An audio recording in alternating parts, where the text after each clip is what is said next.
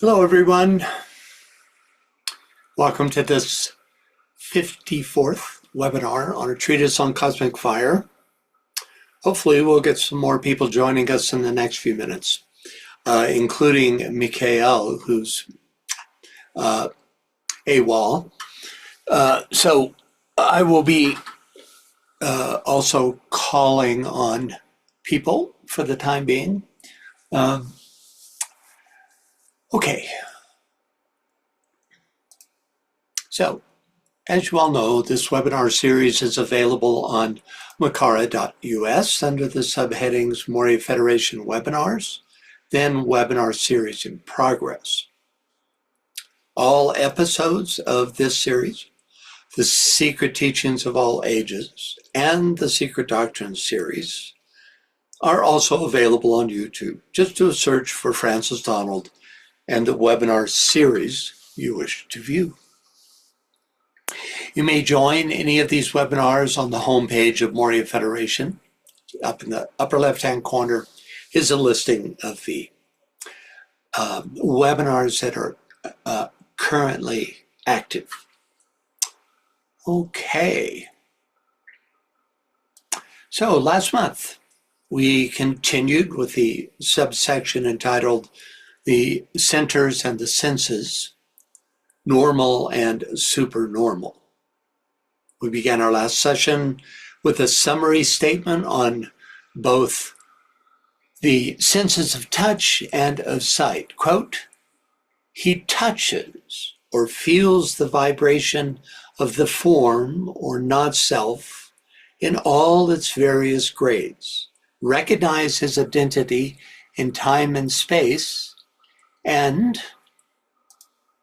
he sees the threefold evolutionary process, and by means of the development of the inner vision, sees within the heart of the system macrocosmic and microcosmic the one self in many forms, and finally identifies himself with that one self by the conscious rejection of the not self after its complete subjugation and utilization. So this was one of the main themes of our last webinar, this using the senses to eventually move beyond identification with the lesser self, with one's environment, with illusion, glamour, and Maya, and begin to unveil through the use of the higher senses the nature of this true self. We then took a look at the sense of taste, whose higher corresponding senses are imagination on the astral plane, discrimination on the mental, intuition on the Buddhic plane, and perfection on the Atmic plane. Initially, DK focuses on discrimination, saying, quote, he tastes, then and finally discriminates. For taste is the great sense that begins to hold sway during the discriminating process that takes place when the illusory nature of matter is in process of realization. Discrimination that leads to the intuition, quote, discrimination is the educatory process to which the self, capital S, subjects itself in the process of developing intuition, that faculty whereby the self recognizes its own essence in and under all forms. I really like this passage. It gives us a great understanding of the nature of that self which is imprisoned in form and yet is still the self, right? Where it says the faculty whereby the self recognizes its own essence, right? In and under all forms. Then a bit later, as this sense of taste on the higher plane is developed, it leads one to ever finer distinctions till one is finally led through the form right to the heart of one's nature. DK then takes up the sense of smell, where we learn that smelling is the faculty of keen perception that eventually brings a man back to the source from whence he came, the archetypal plane, the plane where his true home is to be found. The true home being, of course, the monadic plane. Next, DK interrelates a series of corresponding higher and lower divisions, and they are soul personality, higher and lower mind, and the chakras above and below the diaphragm. On this, DK says, we have in the human body an interesting reflection of the transference of the polarization from the personality to the ego, or into the causal body, in the division that exists between the higher and lower mental planes, and the dividing line of the diaphragm between the higher and the lower portions of the body. The point here being that the transferences are causally interrelated. That is, when the disciple begins to experience stimulation, for instance, from the higher mind, this in turn stimulates the transferring of energies from the lower to the higher chakra, and vice versa. Chakric transference stimulates higher mind activity. And pretty much this takes us to where we left off last time. It's very low attendance today. Wondering just what to do about that. See, when you get less than half the people that usually attend, then when they come back next time, they would have, most of the class would have missed this entire session. So, but I guess what I'll do is go ahead and give this and then just suggest that they listen to the recording.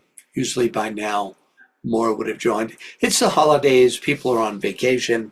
It's that week between Christmas and New Year's when a lot of people are traveling. Hi, Maria Cristina here. Yes? I just have to note that I too might be leaving soon. I might be interrupted, so I don't know whether that affects anything, but I'm Well, not sure how long I'll be here. thanks, Christina Maria. Yeah. So it is. If you want to catch the rest of the session after you have to leave, you can do it on either YouTube or Makara. Just find this session and listen. It's one good way to do it. I often do, and I do regularly, actually. Oh, that's great. But I will note that, since you like comments, I find it of great interest that the imagination is under, no, it's discrimination. Discrimination is under taste. Yeah, isn't it? And because I would have thought it would be under smell. I'm just going to throw that out just for fun, because to me, you discriminate through the smell, even how a person smells. So it's just kind of that crossover between senses. It seems to me there seems to be a Yeah. crossover.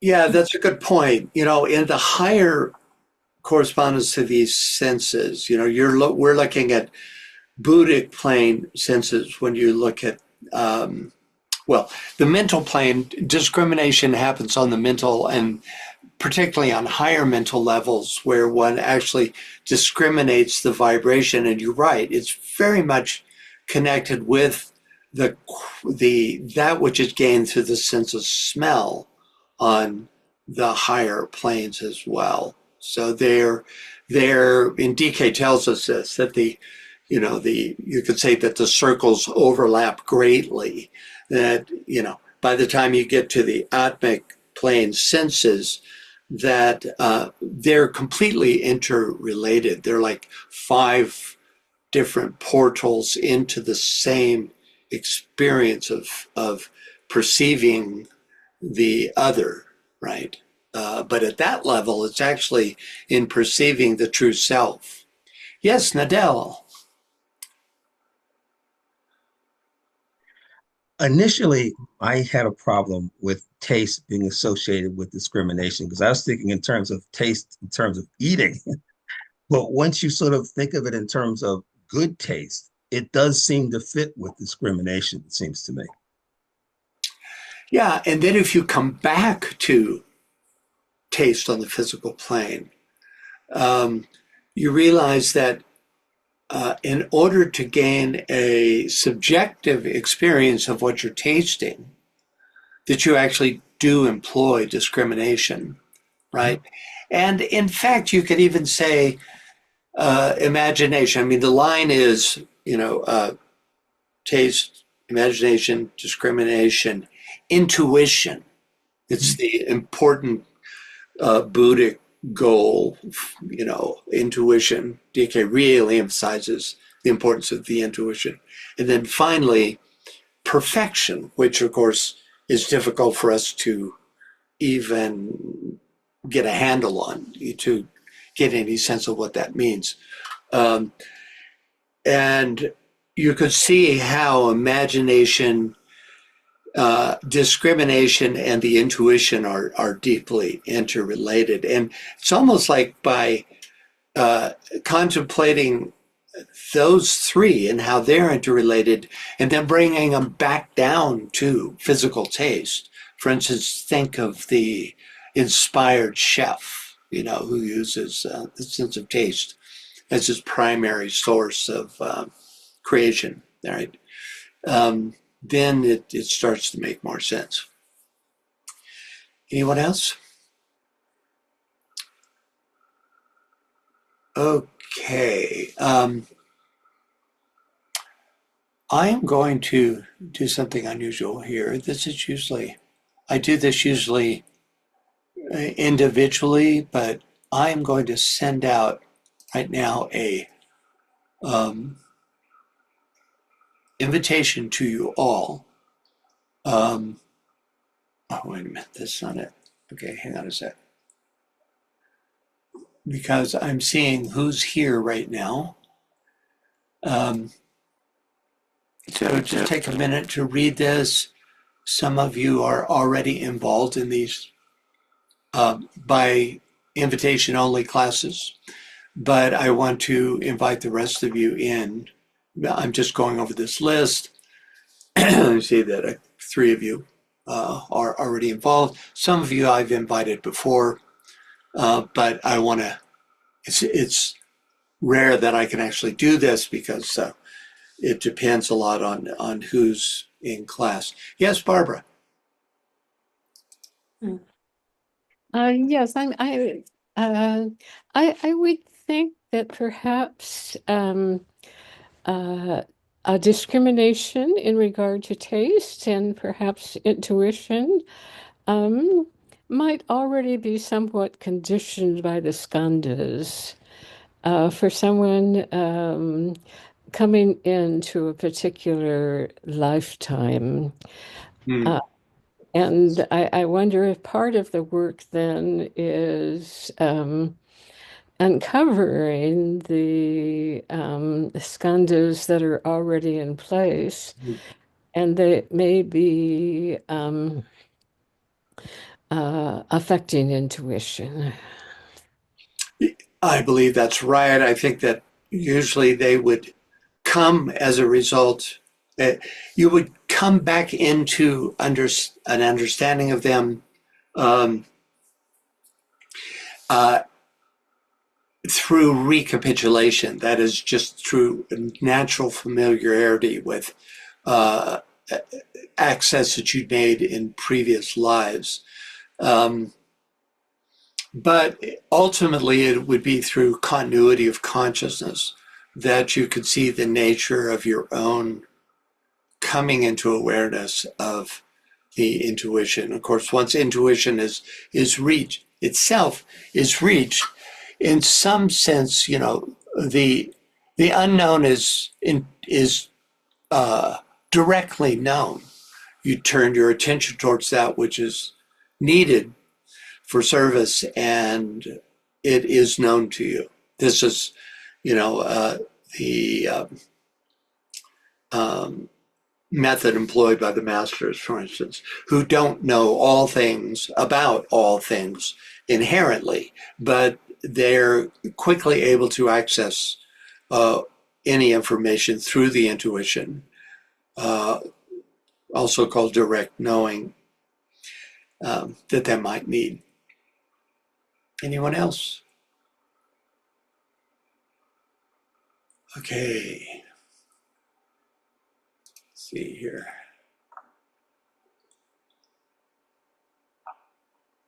Okay, great.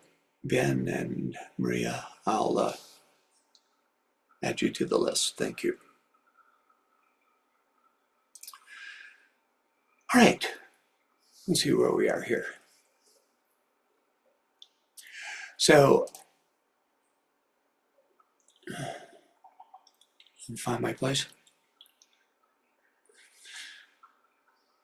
So next up, DK describes a series of awakenings that take place sequentially on each plane. Could we get a reader for this, please?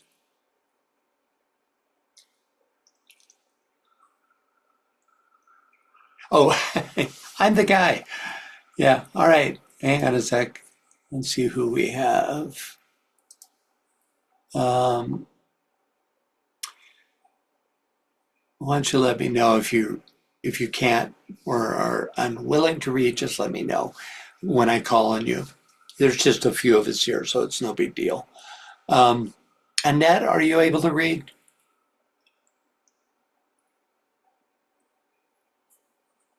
Annette Ebbett, can you read?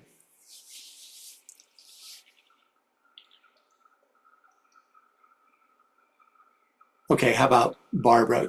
Would you read for us, please? In the microcosm, we have the lower quaternary separated from the triad in a similar manner, and this analogy will bear pondering upon. By careful thought, we can therefore work out the reflex action of the centers and the senses from the standpoint of the different planes, remembering that as the centers are awakened, the process will be threefold. First, the awakening on the physical plane and the gradually increasing activity of the centers until the probationary path is reached. This is paralleled by the increasing use of the senses and their constant utilization for the identification of the self and its sheath. Thank you, Barbara. Okay, so we analyzed the first paragraph in our last session. This passage extends the analogy of higher and lower aspects of the lesser self, which we also looked at last time, to also include the spiritual triad and the lower quaternary. So, he's been comparing higher and lower aspects as described here, right? Soul, causal body, personality, higher and lower mind, and the two sets of chakras. And so he extends that in his comparison to also include triadal consciousness and the lower quaternary. The second paragraph describes the first in a series of awakenings. And these are sequential by plane. So first, the awakening on the physical plane and the gradually increasing activity of the centers until the probationary path is reached. This is paralleled by the increasing use of the senses and their constant utilization for the identification of the self and its sheaths. So identification of the self, note the lowercase s, with the three lower sheaths represents the involutionary phase of human development, wherein this sensorially revealed world is first heard, then touched, then seen. Thus, through the senses, the gradually awakening self becomes increasingly engaged with its environment. Illusion reigns through immersion in a sensorially revealed not self. Paralleling this outer revelation is a progressive activation of the lower quaternary of chakras, as well as the opening of the lowest tier of egoic petals and the stimulation of the 4 lowest spiralae. This stage is by far the longest period, for the awakening self, again, meaning the lesser self, must become engaged with its outer environment before it can engage with the true self. Then, during the final part of the first stage, which deals with the awakening of the physical etheric centers, the indweller takes his or her first tentative steps on the path of return and begins to shift his or her attention from the outer to the inner worlds. Okay, next up. Second, the awakening on the astral plane. Oh, wait a minute. Can we get a reader for this? Let's see here.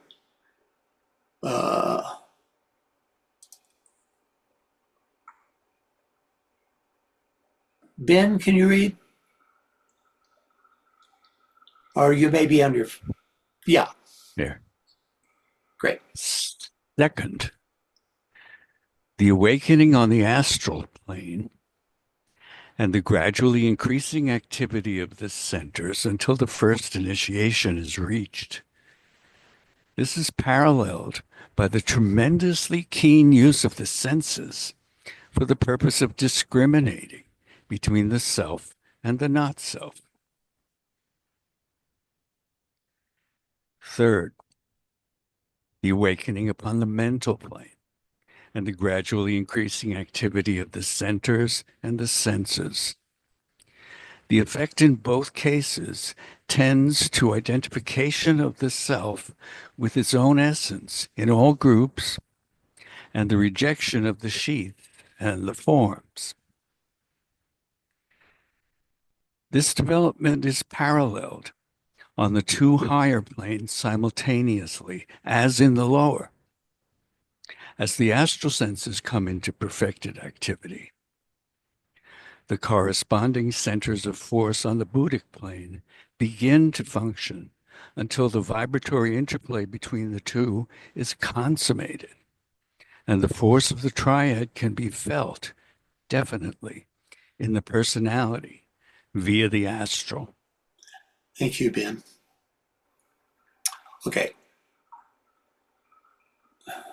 The second stage, after, quote, first awakening on the physical plane and the gradual increasing activity of the centers until the probationary path is reached, that's that involutionary stage, is second, the awakening on the astral plane and the gradually increasing activity of the centers until the first initiation is reached. This is paralleled by the tremendously keen use of the senses for the purposes of discriminating between the self and the not self. So now instead of discovering the not self, identifying and discovering the not self, now the goal has shifted and become entirely evolutionary. So the now aspiring jiva uses the same 5 senses, at first unconsciously, to first sense the existence of and then begin to unmask the true self. The solar plexus, which acts as a portal to the astral plane, becomes especially active, allowing for a new level of emotional sensitivity, thereby preparing for the stimulation of the heart center at the first initiation. We might hypothesize that the chakras within the jiva's astral sheath also become increasingly active. We might also hypothesize that the triangle of chakras involved are those listed on page 170, quote, and partially controlled by the ego, which is true of the first initiate, the heart, the throat, and for the lesser head centers and their synthesis, the alta major. Next, third, the awakening upon the mental plane and the gradually increasing activity of the centers and the senses. The effect in both cases tends to identification of the self with its own essence in all groups and the rejection of the sheaths and the forms. So though not stated, we might assume that this stage takes place after the first initiation and it culminates with the fourth, during which time the jiva activates the corresponding chakras in the mental body and thus becomes mentally polarized, not mentally focused. That's as for instance the intellectuals are of the world, but mentally polarized, meaning having achieved true understanding of astral glamour and repolarized oneself on the mental plane. He or she has also become group identified and thus soul infused. The quote, rejection of the sheaths and forms of the lower self takes place through the shattering of the causal body at the fourth initiation. DK gives us the active chakras for this stage as, quote, 5, spiritual man to the third initiation, which include the heart, the throat, and 7 head centers instead of just 4, and 6, spiritual man to the fifth initiation, the heart, the 7 head centers, and the 2 many-petaled lotuses called the crown center, right? One of them 12-petaled and one of them 960-petaled. This can also mean the ajna center and that combination of the crown center, depending on the context. Okay, hang on a sec. Oh my goodness, it wasn't on this week's email activities.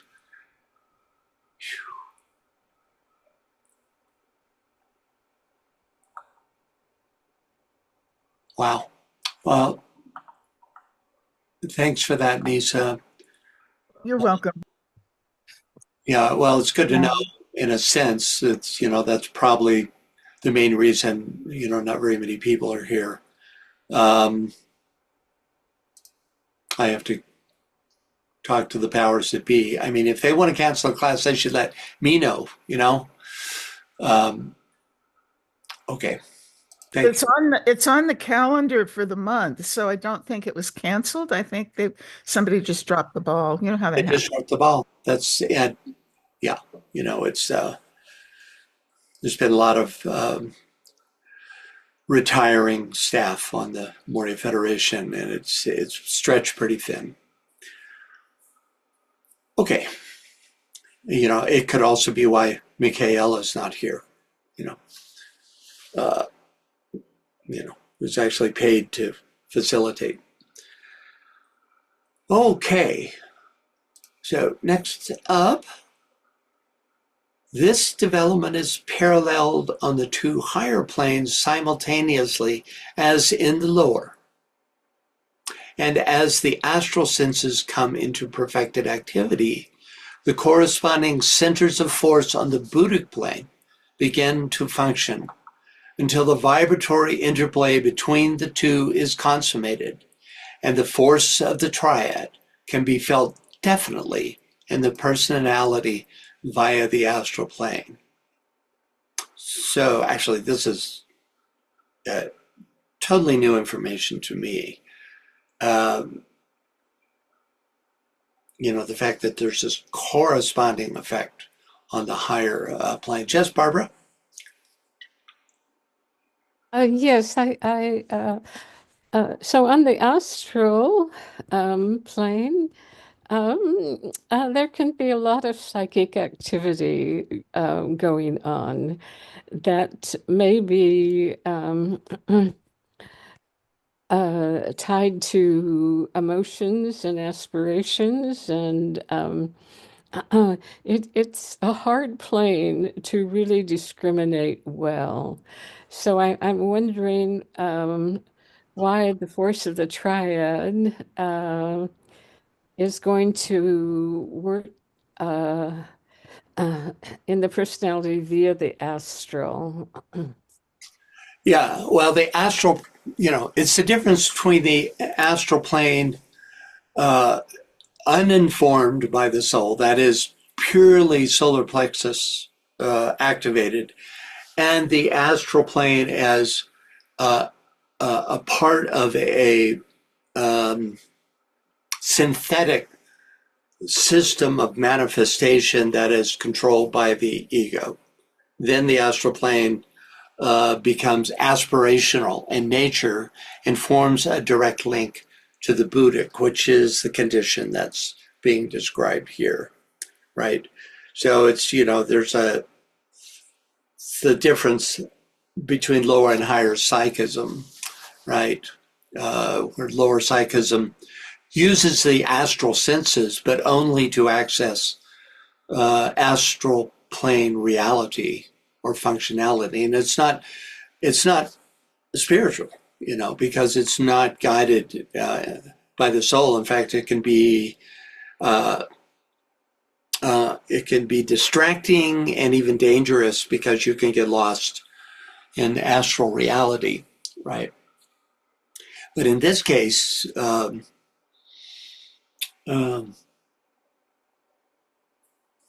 right, the key here is when the astral senses come into perfected activity.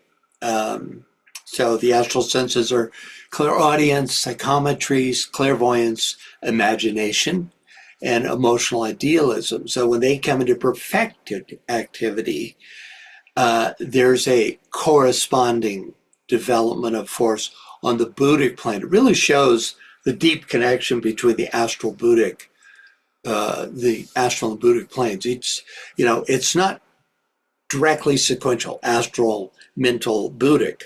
In all cases, there's a strong link between the astral Buddhic. In fact, DK makes, I think in one of his footnotes, he says, this is actually an astral Buddhic solar system, right? That's one of the second ray aspects of this solar system, or the second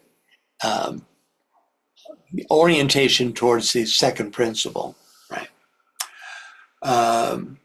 So, yes, Gordon. I noticed the word personality is capitalized here. Hmm. Is there anything to say about that?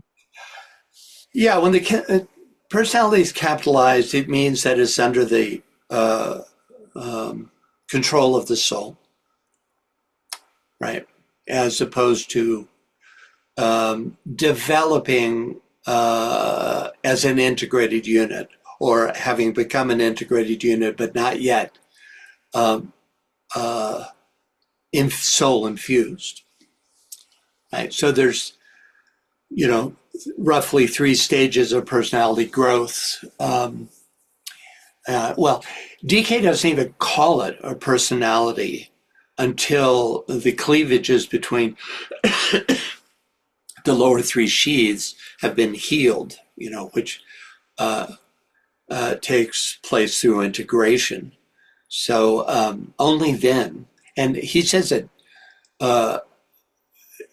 personalities in the world, even though that they're quickly coming forward, is actually still in the minority, right? That most what we call personalities are unintegrated grouping of sheaths, right, of the demonstration of the physical, astral, and mental sheaths, as yet unintegrated. Actual personality integration, and which takes place in Leo, is an important and relative to humanity's current advancement, a relatively high stage of becoming. Okay, so only when the astral senses, clairaudience, psychometry, clairvoyance, imagination, and emotional idealism come into perfected activity is there a corresponding development of force on the Buddhic plane. But when does this happen? Could it be at the second initiation when one overcomes the, we have a new attendee, Samantha Bloom. Welcome, Samantha. Could it be at the second initiation when one overcomes the influence of glamour? It would have to at least be at this stage, because glamour would definitely, you could say, muddy the waters in such a way that there could be no interaction with the Buddhic plane. Or does the initiate have to wait until the destruction of the causal body for the chakras in the Buddhic vehicle to become active? By the way, this is one of the few hints in the blue books that these Buddhic chakras, here called corresponding centers of force, do in fact exist. He doesn't talk much about these higher groups of chakras, though a little further in the text he does mention the 35 perfected chakras of the Master of Wisdom, suggesting, 5 sheaths all the way up through the Atmic sheath. Anyway, this passage emphasizes the direct link between the astral and Buddhic vehicles and introduces the idea that energy from the Buddhic centers can inform the personality via his or her astral centers. This is, for me, a new piece of information. I mean, I've read this book 3 times now, but this was the, in this time through, I didn't recognize this from previous reading. And, it brings up the fact that even soul-infused initiates have personality expressions. They're completely controlled by the soul, but they are still, if they're an incarnation, they do express through their personalities. But we're here being told they are also carrying this Buddhic level energies. Okay. Okay, next up.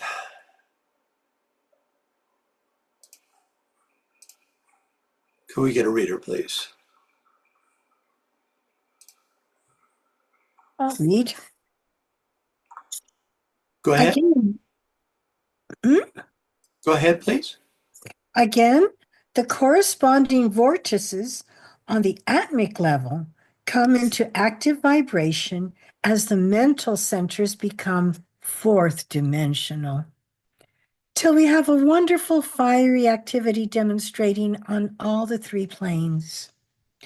From the point of view of fire, leaving the aura and its colors out of temporary consideration, the evolutionary development marks an equally definite process. The fire of the manifested cosmos is septenary.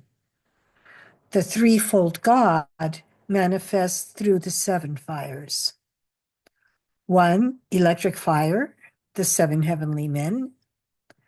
2, solar fire, evolution of the 7 entities through their vehicles developing the 7 principles, evolution of the 7 entities through their vehicles developing the 7 principles. And 3, fire by friction, the 7 chains. They are the 7 centers of the logos.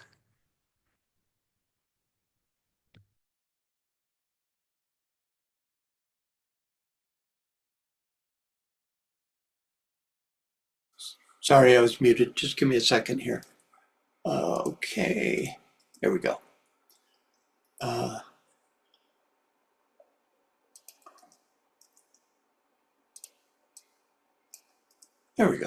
Okay. Thank you, Maria Christina. All right. So first, again, the corresponding vortices on the atmic level, we've just been talking about these Buddhic vortices, come into active vibration as the mental centers become fourth dimensional.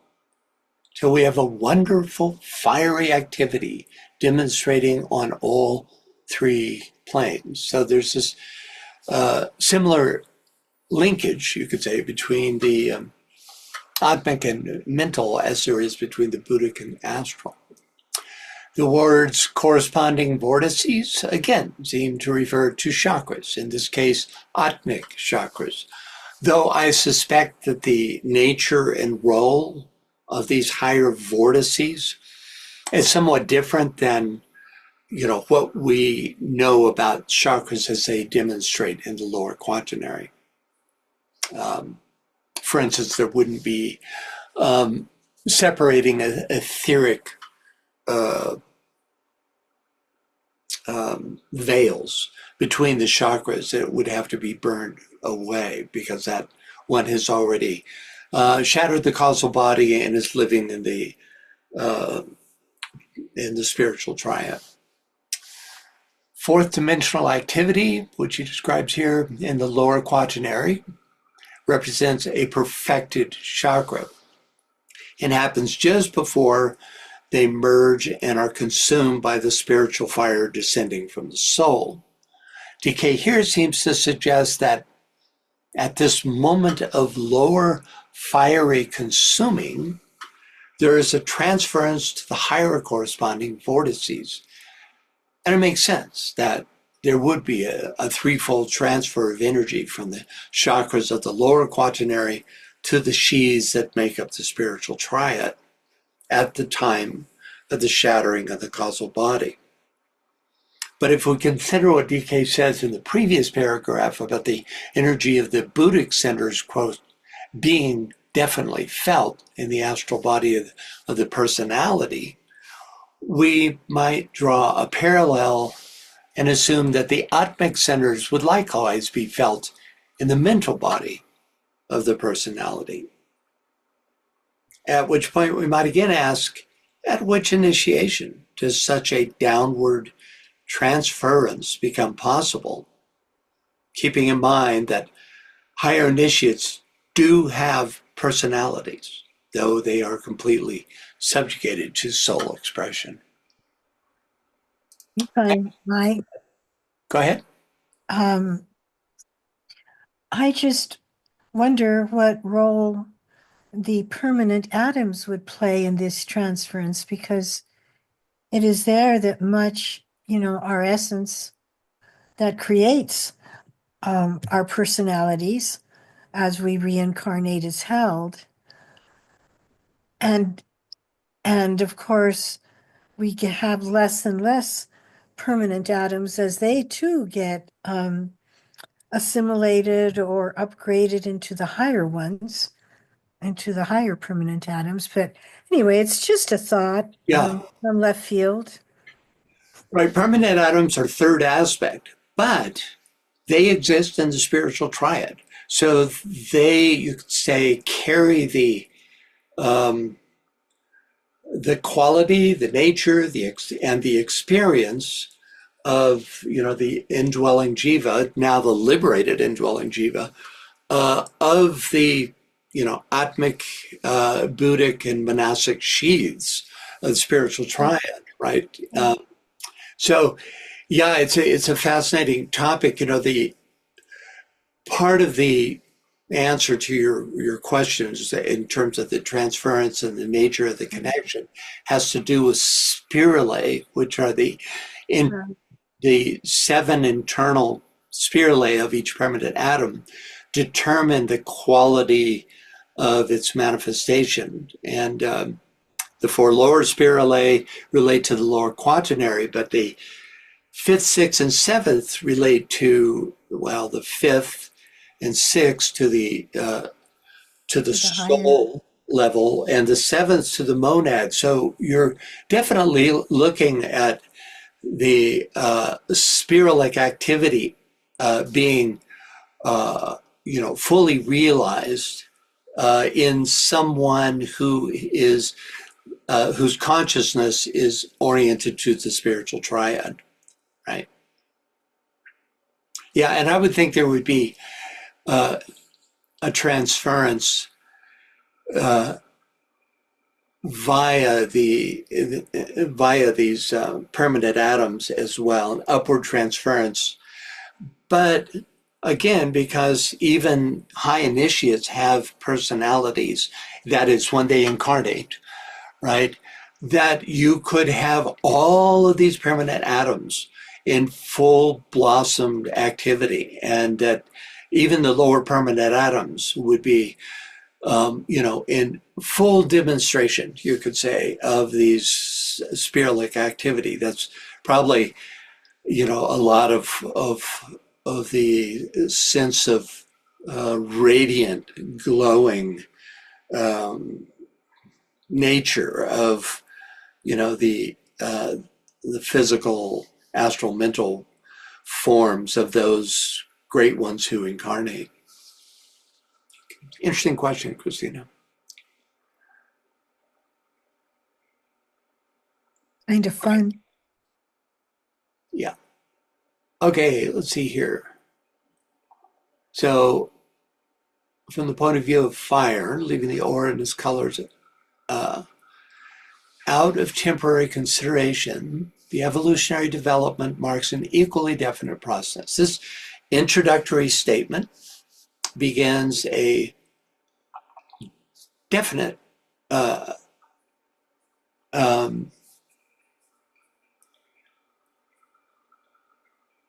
I'm sorry. This introductory statement begins a brief section in which DK deals with evolution in terms of fire, right? But since DK says, leaving the aura and its colors out of temporary consideration, I couldn't help but take a look at what DK really means by aura. And so as a result of what I came up with, let's take a look at just 3 quotes. There are many, many more, but these 3 quotes from TCF that will help us better understand what DK means by the term aura. And notice how very much mentally oriented the mental, how much emphasis is laid on the mental aura. Could we get a reader? Any volunteers? Let me see. I can read. Great. Nadell, I can read. Thank you, Nadell. The monastic principle actuates all that occurs within the man's aura, and he suffers or he makes progress according to the application of that principle. TCF 394. The construction of thought forms, which he builds of mental matter and vitalizes by desire, and which he holds within his aura, thus constructing a tiny system of his own. TCF 632. The gradual dissipation of the indefinite masses of common monastic matter which surround practically every unit of the human family, producing a condition of murkiness and fog within and around each aura. Gradually, this will clear away, and men will be seen surrounded by clear-cut thought forms, characterized by a distinctive vibration and distinguished by a particular quality incident to a man's ray and therefore to his type of mind. TCF 953 to 54. Thank you, Nadell. Okay, we won't, unless somebody has any questions about this, you can just see how oriented the aura is to the mental aura rather than the astral and physical plane auras, which is, normally we think of a threefold aura, but he really focuses in on the mental aura here. Okay.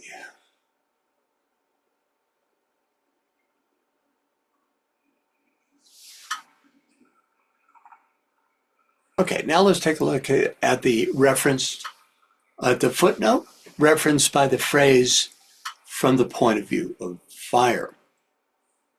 First, the fire of the manifested cosmos is septenary. The threefold God manifests through the seven fires.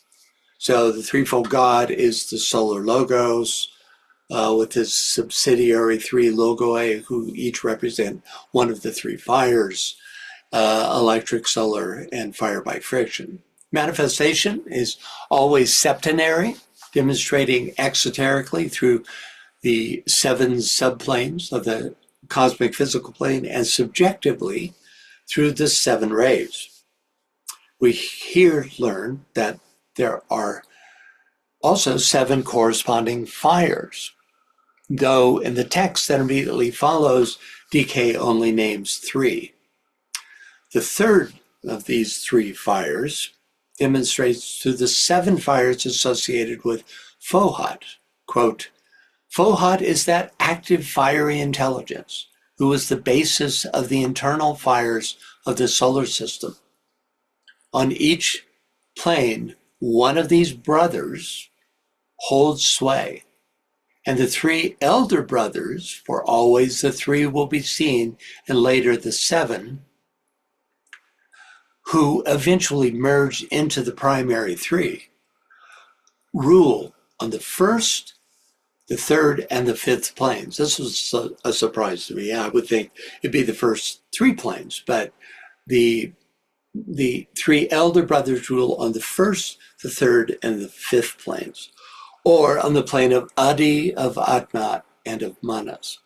It is urgent that we here remember that they are fire viewed in its third aspect, the fire of matter. On this and the next page, DK gives the three fires in relation to the solar logos. That's this section. On the next page, a planetary logos, a human being, and a human being in incarnation. Okay, yes, Nadell. Can you speak a little bit just about fire in general? Like it's not fire in the fireplace. I mean, it's Yeah. I mean, this is something different. Can you just speak a little bit about that? Well, it's probably best understood in terms of the nature of its three qualities. But just let me give you an example of how fire manifests through Fohat. On the atmic plane, that fire, Fohatic fire, is the word. So we see by that it is an expressed energy that takes the form of the word on atmic planes. On Buddhic planes, the Fohatic fire is color, which is the first agency that defines the substantive aspect, the matter aspect, the form, really. The form aspect is first determined by color. Of course, these aren't the colors of the rainbow. They're colors as we understand them qualitatively, right? Fire on the monadic plane is the sound, right? Which resolves into the word on the atmic plane. So it's a more fundamental fire at that level. So these are just Fohatic expressions. Electric fire is very much the expression of the life aspect. So you could say where there is life, its expression is, and by life, of course, I mean the essence, the indwelling essence, that expression is electric fire, right? That solar fire is the expression of the soul. of the soul aspect, of the second aspect, because obviously you can have solar fire even at cosmic levels. So it's this, it's that energetic quality that connects spirit and matter, and allows for evolution to take place, right? It's through, and we'll discover it as we go through this, that it's the means by which the seven principles at whatever level are, first of all, recognized, then gradually understood, and finally synthesized. All that is done through this energetic of the second aspect that is called solar fire.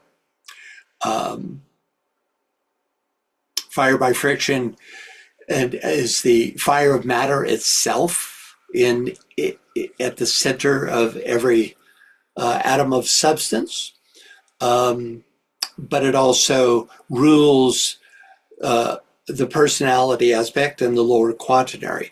So it's the energetic, the overarching energetic of interaction on material levels. So does any of this tell us what fire really is? I don't think so. It's descriptions, and it helps further understand it. But especially for me, the descriptions of what photic fire is at each plane helps us to realize how different it is than, as you say, fire in the fireplace, right? That it's a qualitative energetic that is expressive, That's helpful. That is very helpful. Well, good. And also, I kind of get that we're probably not going to really understand what fire is until the third initiation. Yeah, I think that's probably likely. You might have an experience of it, and you might have already had an experience of it. I think, a very high meditation, high quality meditation, or a spiritual experience, which some people have outside of meditations, is an experience of fire, and probably of fire as the second aspect of solar fire.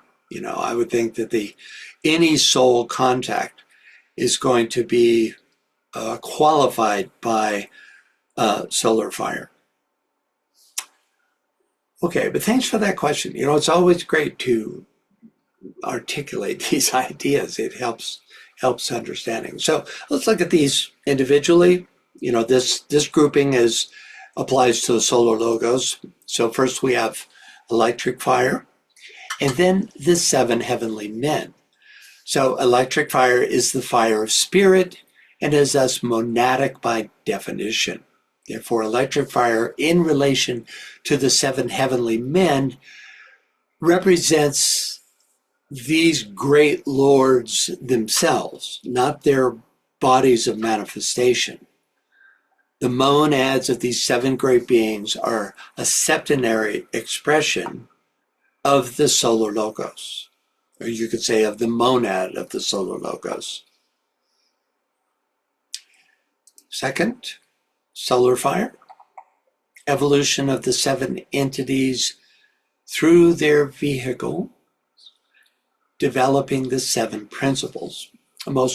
This is really an occult statement, suggesting a planetary equivalent to the human indwelling jiva, who in both cases progresses inwards or upwards through their vehicles by means of a series of cosmic realizations until they reunite with their monads.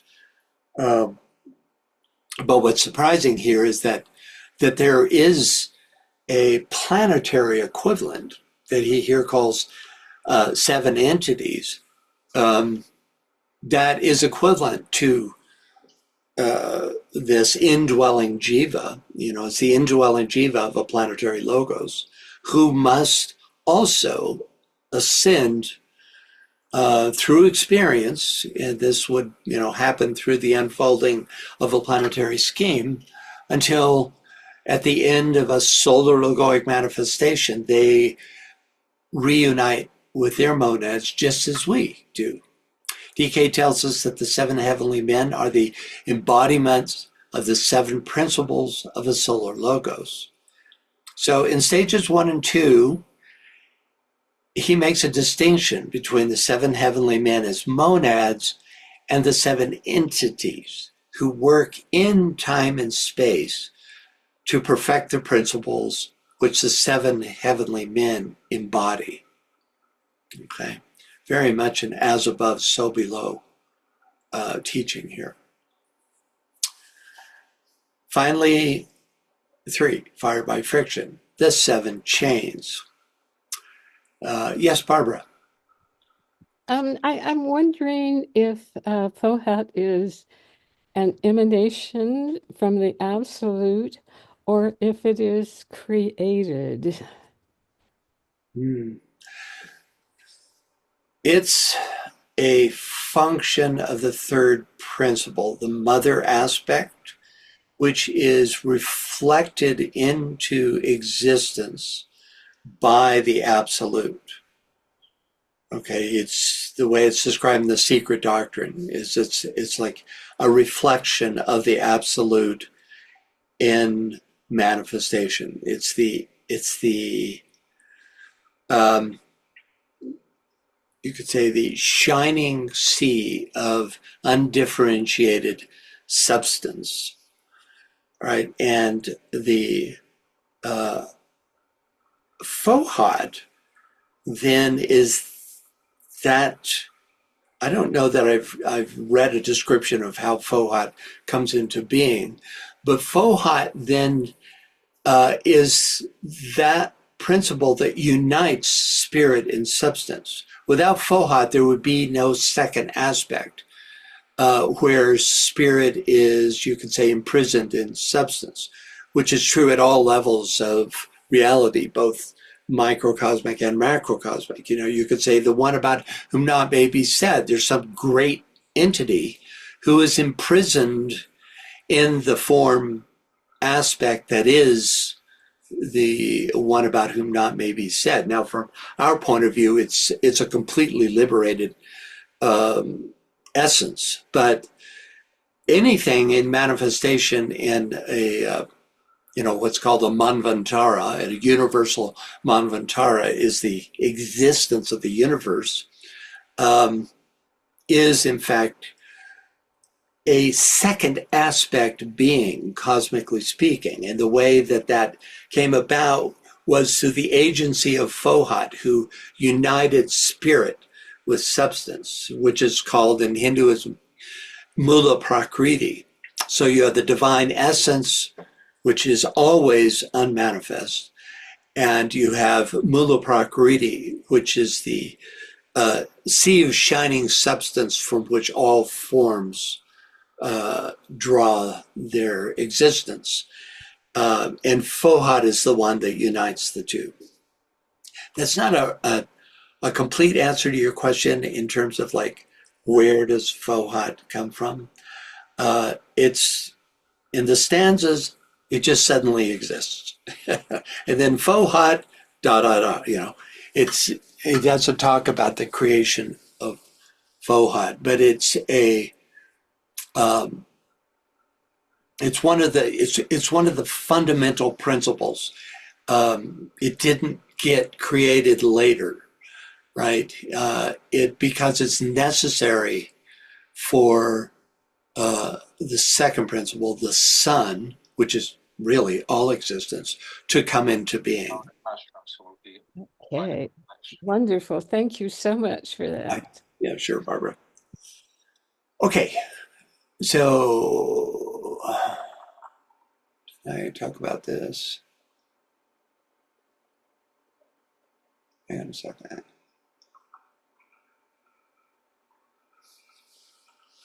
Oh yeah, okay, so right.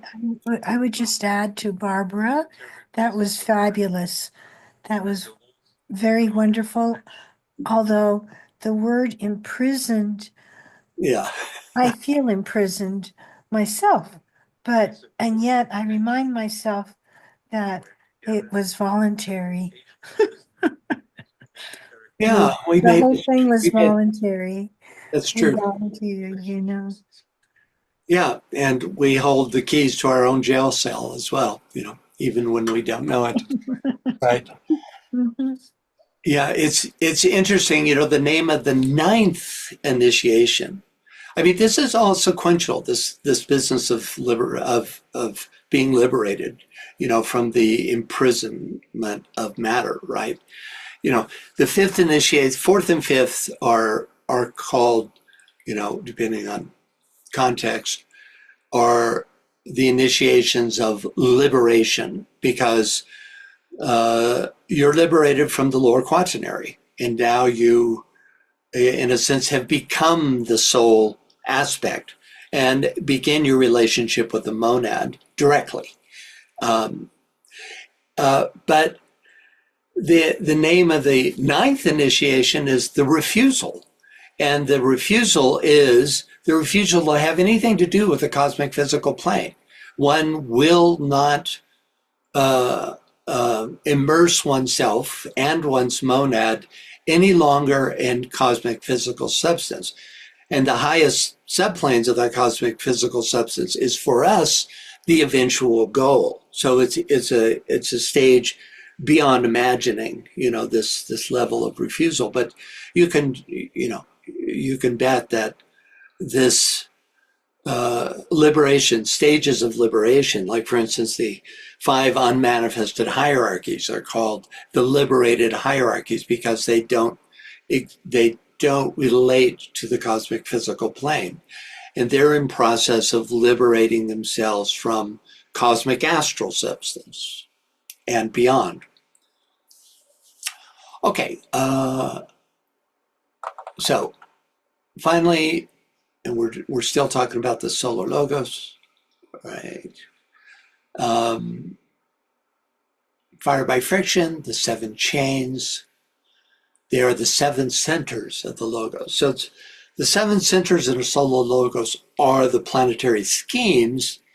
DK here seems to be using the term chains to mean the 7 schemes of our solar system, which in reference to the solar logos could be seen as chains, except for the fact that schemes unfold simultaneously. All the schemes, which are the planetary schemes, they unfold simultaneously, whereas chains unfold sequentially.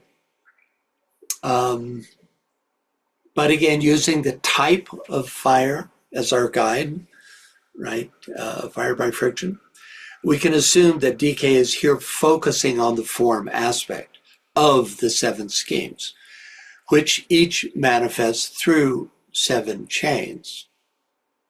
Though they each unfold sequentially, planetary schemes also function simultaneously beyond time and space as the 7 centers within the solar logos. You can see that, in the same way that our chakras unfold, with the lower chakras becoming active first, you could say that for a solar logos, that would be the unfolding of the of those planetary scheme that represent the lower chakras in that solar logoic body, and that later in that the unfoldment of the solar logoic consciousness, then the higher planetary schemes representing his higher chakras would gradually be stimulated and unfold. And indeed, we learn that the inner planets are unfolding more quickly. That is to say, they're in advance of the unfoldment of the outer planets, which we might, determine represent the higher chakras of the solar logos. With Uranus speculated represents the head center, Neptune ultimately the heart center, and Saturn the throat center. And even though temporarily at this point Venus represents the solar egoic heart center because it is far in advance of any of the other schemes in terms of its unfoldment. Anyway, I'm going off on a tangent here, but you get the idea that they can exist both simultaneously beyond time and space and sequentially unfolding their schemes. Okay, next up, could we get a reader, please? I can read. This is Gordon. Yeah, go ahead. Thank you. A heavenly man manifests through a chain. 1. He is electric fire, the 7 solar entities who inform each globe. 2. He is solar fire, evolution of the life through the forms, developing the 7 principles. 3. He is fire by friction, the 7 globes. Each heavenly man has 7 principles. A man, the microcosm, manifests through his vehicles. 1. He is electric fire, the monad, a solar entity. 2. He is solar fire, evolution of the life through the vehicles in order to develop the 7 principles. 3. He is fire by friction, the 7 sheaths. 1. Atmic, 2. Buddhic, 3. Causal, 4. Mental body, 5. Astral body, 6. Etheric body, 7. Physical body. Thank you, Gordon. Okay, first, a heavenly man manifests through a chain. So the usual teaching is that a heavenly man manifests through a scheme, which is made up of 7 chains.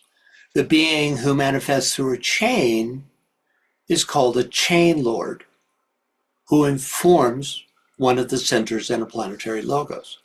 We might hypothesize that DK actually means scheme, except for the fact that in the next statement, he follows the system that he's setting up here by calling it a chain, because in the next statement, he is electric fire, the 7 solar entities who inform each globe.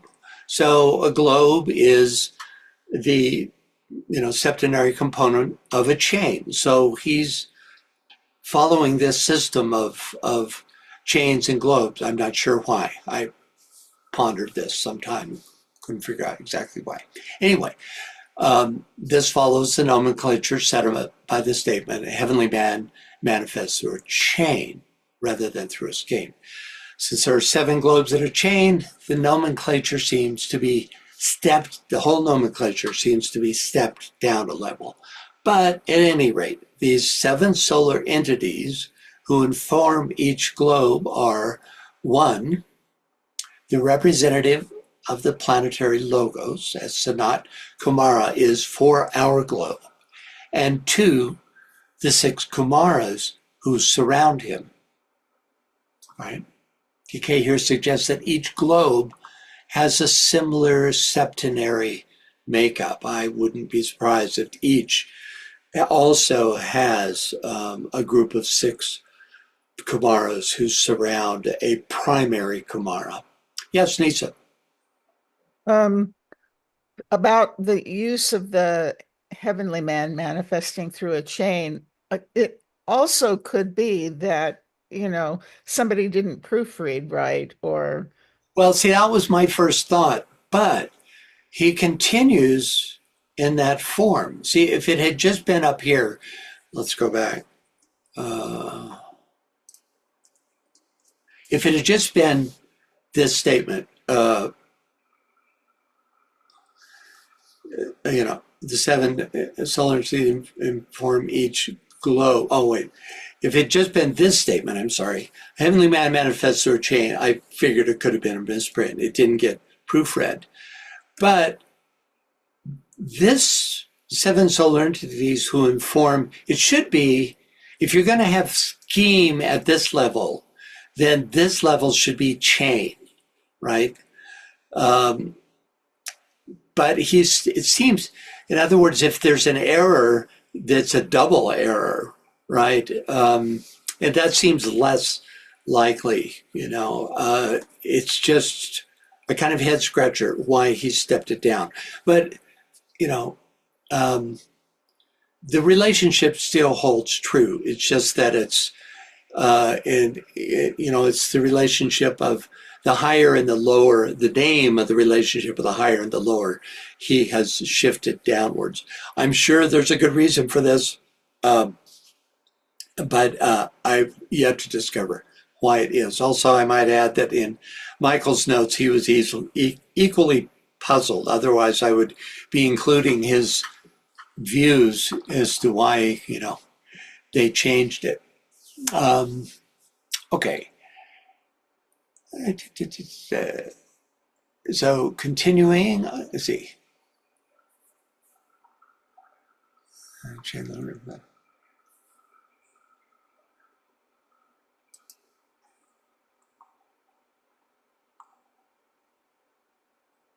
All right, so next, he is solar fire. Evolution of the life through the forms, developing the seven principles. Notice that at both solar and planetary levels, the seven principles are developed through solar fire, which DK tells us is, quote, distinguished above all else by its evolutionary development. This is why in both cases, solar fire is used to develop the seven principles by means of a progressive series of forms, which are sequentially attracted, utilized, and ultimately discarded in favor of the next more appropriate set of forms. And this is how the seven principles are developed in both cases, and one at cosmic and one at systemic levels. Next, he is fire by friction, the seven globes, which represent the lower quaternary, the body of manifestation, on which the lower four kingdoms of nature incarnate. Fire by friction is the fire of matter. Next, a standalone statement.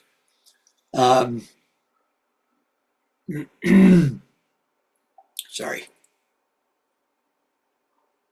Each heavenly man has seven principles. Principles are the functional divisions of monadic energy.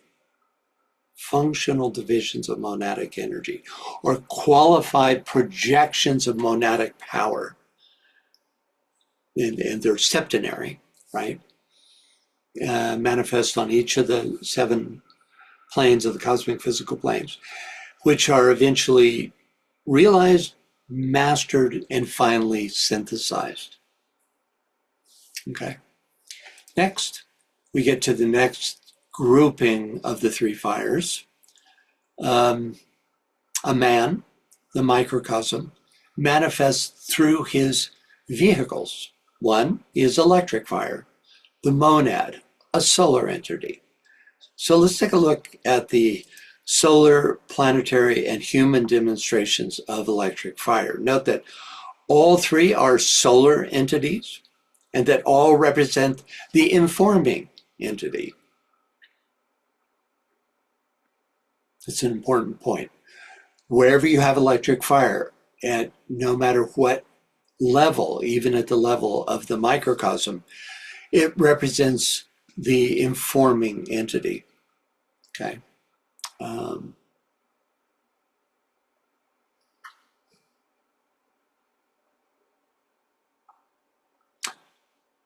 But whereas both the solar and planetary logi demonstrate electric fire through a septenary of lesser lives, a human being demonstrates electric fire through a single monad, which is his or her true self, at least as far as we know. We might get to that level and find out that the monad itself is septenary. Who knows? But that's not the usual teaching. Yes, Nisa. Just what came to mind is that I think of Uranus as an electrical, fiery zot of energy or something like that. Yeah, Does this which is, yeah, go ahead. I was just curious if that relates somehow, because it's usually, referred to like lightning striking and that Right. kind of, and that's just what came to mind. What do you think? Well, I think it's the head center of the solar logos. And ultimately, it could be that it's one of those that where it will become the head center only in the final stages of this incarnation, and that now it's Vulcan, because um, Uranus has a seventh ray soul, but a first ray monad. And one would imagine that in the final stages of solar logoic life, it would be that first ray monad that would come to the fore and demonstrate as the head center of the solar logos. When that being who is the solar logos has achieved those higher stages of cosmic initiation where the head center would become active. Until that time, possibly it is Vulcan. That's, those are speculations. And of course, that the head center and electric fire are very much connected. Just as the heart center and solar fire is connected, and the solar plexus and fire by friction are related. Okay, so let's see, where am I?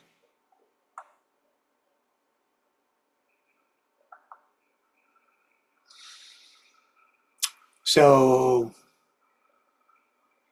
yeah, important point here. Notice that at both solar and planetary levels, I said this, it's 7 principles are developed through solar fire. It's a important indication of the nature of solar fire, that it is developmental, evolutional, and it's the means by which 7 principles through a progressive series of forms are developed.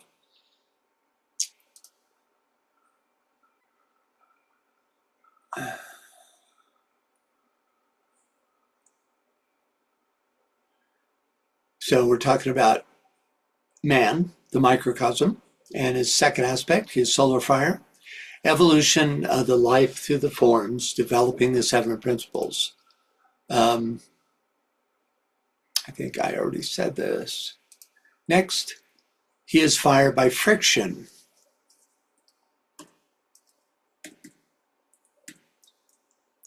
Wait a minute, I didn't get through this. I don't know, somehow I lost my place here.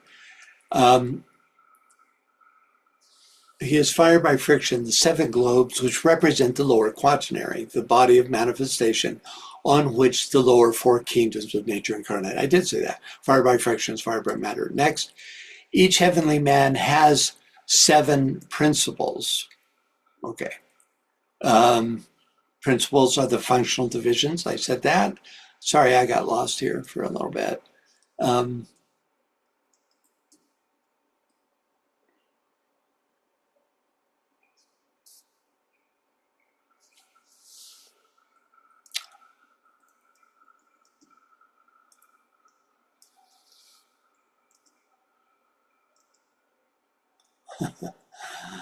I might have screwed up my notes somehow.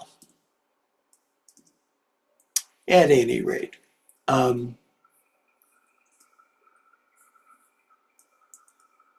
so this lists the 7 principles of a human being, which are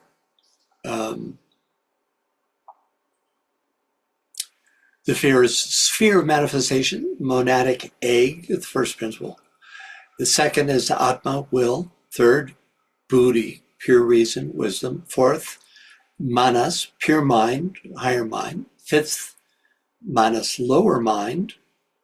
Interesting that they're divided into two principles. Sixth, comma minus, and seventh, which is interesting, not etheric, physical etheric, but rather pure emotion or feeling. So the principles as described in ToCF 264, that's still coming up, stop at this level of, you could say, the astral principle of pure emotion. And finally, he is fire by friction, the seven she's, and it lists all the she's. The causal is the causal body on the higher mental plane, which stands before the mental body. So you have the causal body, then you have the mental body, distinct from each other.